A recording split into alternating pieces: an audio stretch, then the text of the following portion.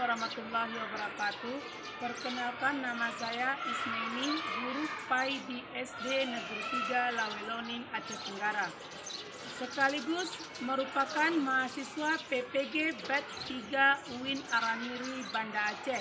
Pada kesempatan kali ini, saya akan menampilkan video UKIN. Assalamualaikum.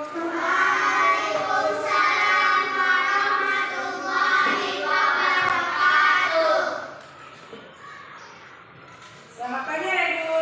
Pagi, Bu. Iya.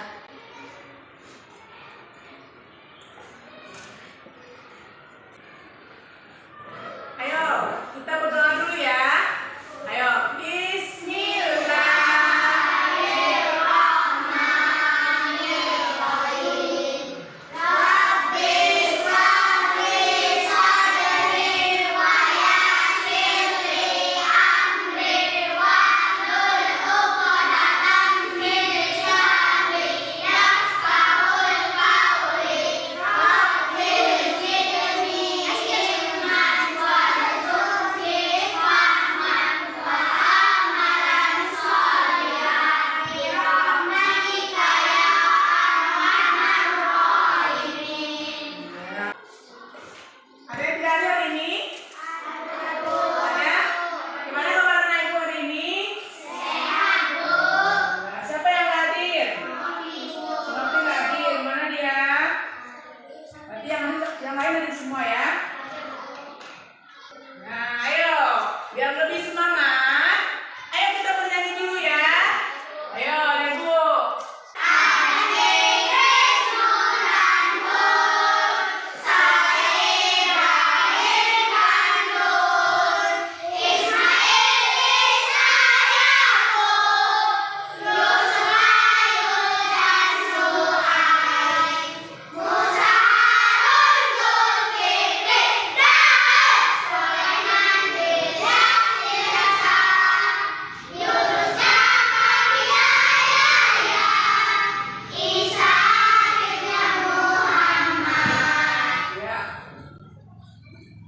Minggu yang kemarin kita sudah membahas tentang kisah keteladanan Nabi Ismail. Iya, kemarin sudah Nabi Ismail. Sekarang kita belajar kisah teladan Nabi Ibrahim dan Nabi Ismail. Nah, sebelumnya menyampaikan yang lebih, hari ini kita belajar tentang kisah teladan Nabi Ibrahim. Di dalam cerita Nabi Ibrahim nanti itu ada cerita Nabi Ismail. Nah, ada tujuan belajar kita hari ini. Yang pertama, anak ibu nanti bisa menyebutkan teladan dari kisah cerita Nabi Ibrahim dan Ismail. Yang kedua, menjelaskan hikmah dari kisah Nabi Ibrahim dan Ismail. Dan yang ketiga, siswa mampu menceritakan kisah singkat Nabi Ibrahim dan Ismail. Nah, perhatikan. Yang pertama, nanti ibu akan menceritakan yang pertama mengenal Nabi Ibrahim. Siapa itu Nabi Ibrahim? Nanti kita baca bersama-sama di buku paket diceritakan. Yang kedua, Nabi Ibrahim alaihissalam mencari kebenaran. Kebenaran apa yang Nabi Ibrahim cari? Yang ketiga, mukjizat Nabi Ibrahim. Yang keempat, perintah berkurban kepada Nabi Ibrahim alaihissalam. Dan yang kelima, hal-hal yang dapat diteladani dari kisah Nabi Ibrahim alaihissalam. Nah, ayo Ibu, semuanya diperhatikan di buku masing-masing. Yang pertama, mengenal Nabi Ibrahim alaihissalam. Siapa Nabi Ibrahim itu? Nabi Ibrahim itu anak dari siapa? Nama ibunya bernama Masani. Iya, Masani nama ibunya. Beliau tinggal di kota Babilonia sekarang. Ya, apa pekerjaan orang tua Nabi Ibrahim? Membuat berhala. Iya, membuat berhala, membuat patung, ya kan? Sewaktu Nabi Ibrahim mau dilahirkan, tidak ada satupun yang tahu. Nabi Ibrahim lahir dalam goa. Mamanya lari ke dalam goa. Kenapa mamanya lari ke dalam goa? Kenapa? Karena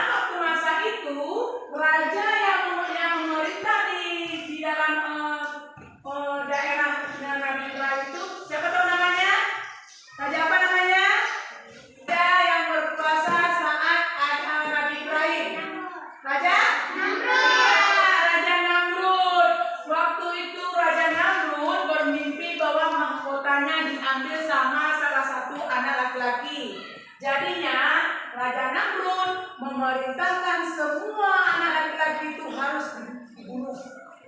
Supaya apa? Supaya tidak ada nanti yang menggantikan dia kekuasaan Nabi Jarambo. Sudah. Terus lahirlah Nabi Ibrahim di dalam gua. Tidak ada satu yang tahu Nabi Ibrahim lahir dalam gua. Yang tahu cuma ayahnya dan mamanya. Nah, udah. Terus mamanya meninggalkan Nabi Ibrahim dalam gua dengan izin Allah dan kekuasaan Allah. Nabi Ibrahim walaupun jarang makan, jarang minum, tapi tetap sehat. Nah, lama-lama udah besar Nabi Ibrahim kan, balik lagi Nabi Ibrahim ke kampungnya. Ya, balik ke kampungnya. Terus setelah balik kampungnya, dia melihat di rumahnya banyak patung. Karena memang bapaknya tukang buat patung, ya kan? Terus tengoknya semua orang sudah menyembah patung. Terus yang kedua Nabi Ibrahim mencari kebenaran. Nah, suatu hari Nabi Ibrahim melihat keindahan alam, ya kan? Terus dia setelah itu Nabi Ibrahim melihat pertama melihat bintang. Dia berpikir apakah ini Tuhannya? Ternyata bintang itu setelah pagi menghilang, ya kan? Berarti itu bukan Tuhannya bikinnya. Terus besoknya malam lagi ditengoknya bulan besar, ya kan? Berpikir juga apakah itu Tuhannya bikin Nabi Ibrahim? Ternyata bukan juga. Setelah itu dia siangnya diterangnya matahari lebih besar matahari dari bulan dan bintang pun. Apakah ini Tuhannya bikinnya? Ternyata matahari pun bisa hilang tenggelam, ya kan? Nah, berarti Nabi Ibrahim tidak mencari Tuhan yang tenggelam. Makanya lalu dia terus mencari Tuhan. Nabi Ibrahim terus mencari Tuhan. Akhirnya Ibrahim menemukan jawabannya, yaitu Allah Subhanahu wa Ta'ala yang menciptakan bintang, bulan, dan matahari serta yang menghidupkan dan mematikan seluruh manusia. Iya. Terus Nabi Ibrahim menegaskan kepada kaumnya, dia menyeru kaumnya, sesungguhnya aku berlepas diri dari yang kamu sembah. Sesungguhnya aku hanya beriman kepada Allah SWT, Tuhan yang menciptakan bintang, bulan, dan matahari. Dan aku bukan termasuk orang yang mengikutkan Allah. Nah, yang ketiga mukjizat Nabi Ibrahim. Sebelum menjelaskan, kira-kira tahu apa mukjizat Ibrahim? Iya, tidak lupa dibakar api. Ya, nah, coba perhatikan lagi di buku makanan masing-masing. Suatu waktu penduduk Babylon merayakan hari besar, ya kan? Mereka semua pergi ke desa sebelah. Jadi desanya kan tinggal kosong desanya kan. Di desa itu kan banyak batu itu. Jadi semua yang tinggal di desa itu hanya Nabi Ibrahim sendiri. Dan Nabi Ibrahim mengambillah kapak, dihancurkannya lah berhala patung-patung semuanya kecil. Ya, yang kecil-kecil dihancurkannya. Tinggallah satu yang besar. Tinggalnya satu yang besar, terus disangkutnya kapak di patung yang besar itu. Pulanglah penduduk tadi, ya kan? Ditengoknya semua sudah hancur, tuan-tuan sudah dihancurkan. Jadi diselidiki, akhirnya tahulah rupanya yang menghancurkan itu siapa? Iya, Nabi Ibrahim yang menghancurkan patung itu. Jadi dihukum Nabi Ibrahim. Waktu ditanya, Nabi Ibrahim menjawab bahwa siapa tengok yang tinggal dialah. Mana yang tinggal di antara patung-patung, dialah yang merusakkan patung-patung kecil itu bilangnya. Terus kata hakim, tidak mungkin patung bisa bergerak, ya kan? Nggak mungkin patung bisa bergerak kan? Jadi bilang Nabi Ibrahim, kalau memang patung itu tidak bisa bergerak, kenapa kalian sembah? Betul nggak? Betul. Ya. Jadi yang lain yang membenarkan Nabi Ibrahim merasa Ibrahim itu betul, tapi tidak berani melawan, tidak berani ngomong, karena takut sama raja dan Namrud. Nah, jadi peristiwa itu terbuktilah bahwa Nabi Ibrahim yang melakukannya. Akhirnya Nabi Ibrahim dibakar hidup-hidup. Tapi itulah mukjizat Allah.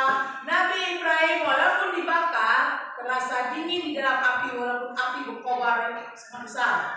Tapi dia merasa dingin karena Allah memerintahkan kepada api supaya menjadi dingin.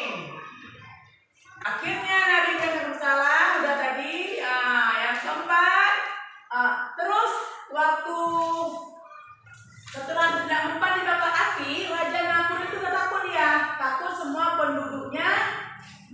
kepada Nabi Ibrahim dan takut nanti dia ditinggalkan sama penduduknya. Akhirnya Nabi Ibrahim diusir ke kampung sebelah. Setelah itu lama-lama Nabi Ibrahim pergilah ke kampung sebelah. Terus yang keempat, perintah berkurban kepada Nabi Ibrahim alaihissalam.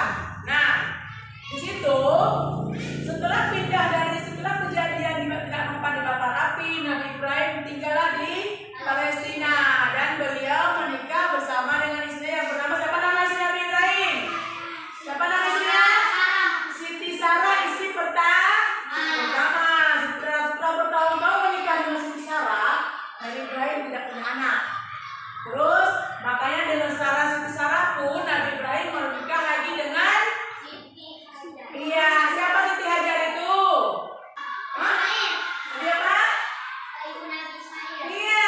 Siti Hajar itu ibu dari Nabi Ismail. Makanya tadi ibu kaitkan kisah keteladanan Nabi Ibrahim dan Ismail. Tapi di sini sebenarnya kita bercerita tentang Nabi Ibrahim. Tapi karena Nabi Ismail anak Nabi Ibrahim, makanya masuk cerita Nabi Ismail sedikit kemarin.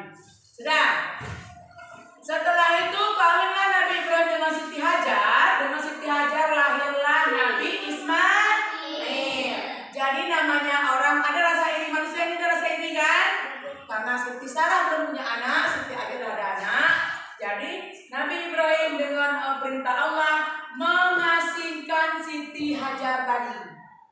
Sudah, dibawanya lah Siti Hajar pergi. Terus, karena Nabi Ismail waktu itu karena di padang pasir, ya kan? Padang pasir kan tandus kan, nggak ada air, nggak ada sumur. Nabi Ibrahim nangis lah Nabi Ibrahim. Jadi Siti Hajar udah bingung mencari air di mana, nggak ada di tengah gurun. Jadi bolak-balik dia 7 kali mencari air.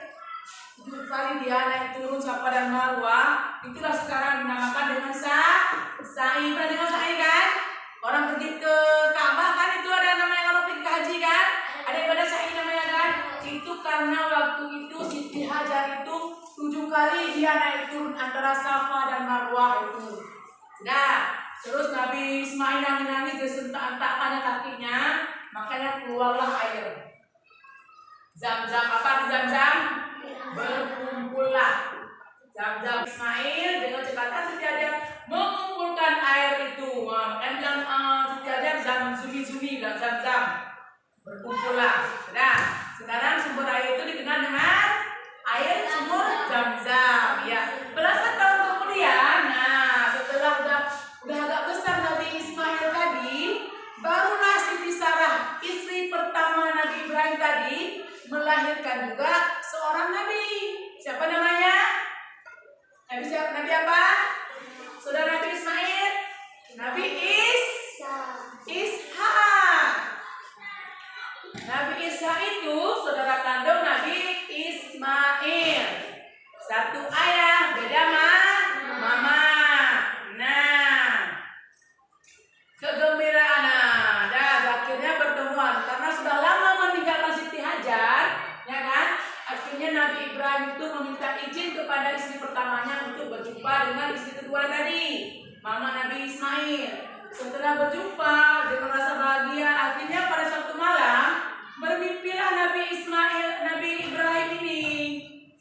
Bermimpi dia bahwa dia disuruh Allah untuk menyembelih Nabi Ismail. Apa kata Nabi Ismail? Apa katanya? Wahai ayah, jika memang itu perintah Allah, laksanakanlah. Insya Allah ayah akan menemuiku sebagai orang yang sabar. Itu kata Nabi Ismail. Nah, perintah Allah itu dilaksanakan. Ketika Nabi Ismail disembelih, sudah ditaruh dia pakai doa. Kan kita kalau menyembelih kayak mana? Pakai doa kan? Ya kan, pakai apa kan gitu. Nah, pakai tutup mata.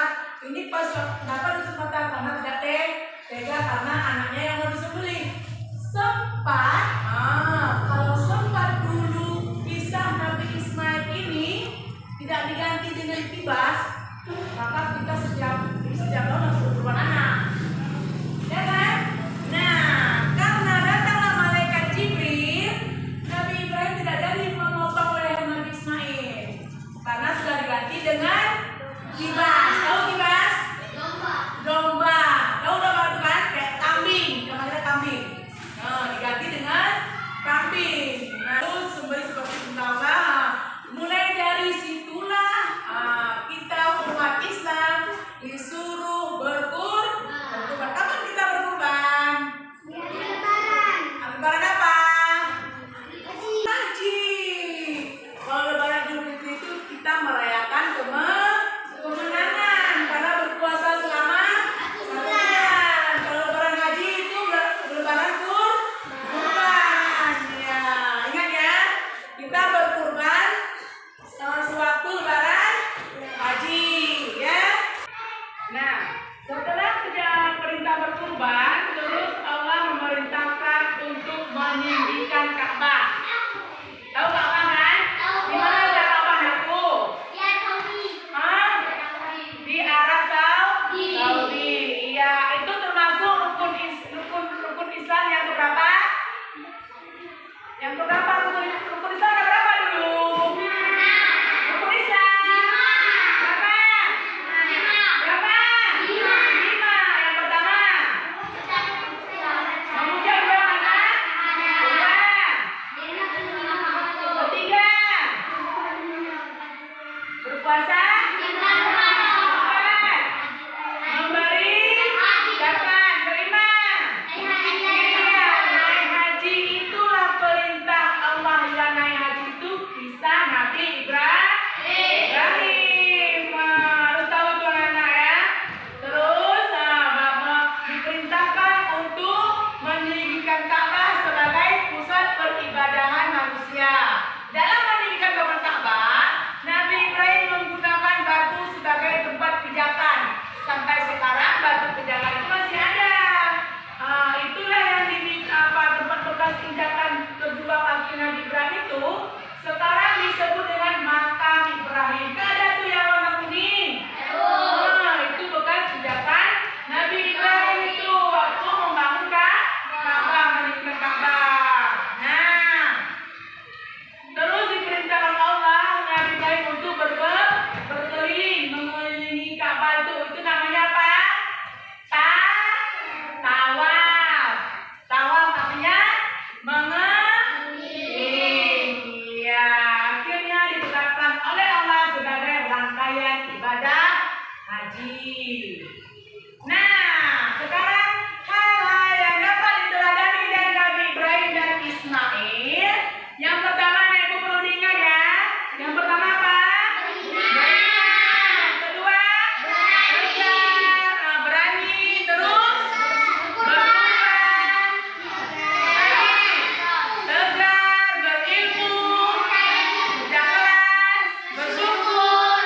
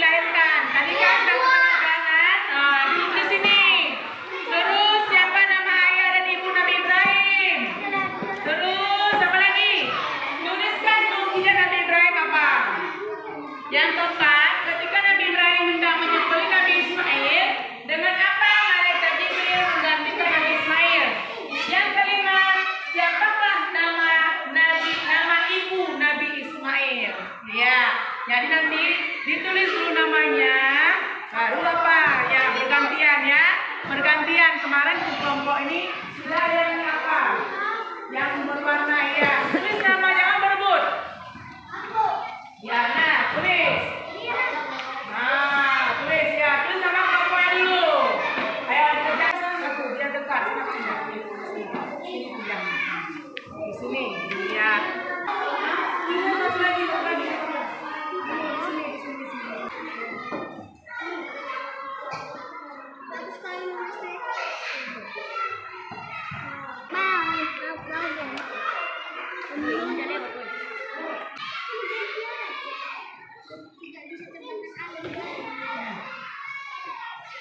Iya, pokoknya kompromi lah. Apa kira-kira juga yang benar? Iya, tulis. Apa jawabannya yang tulis? Siapa yang melahirkan Nabi Ismail?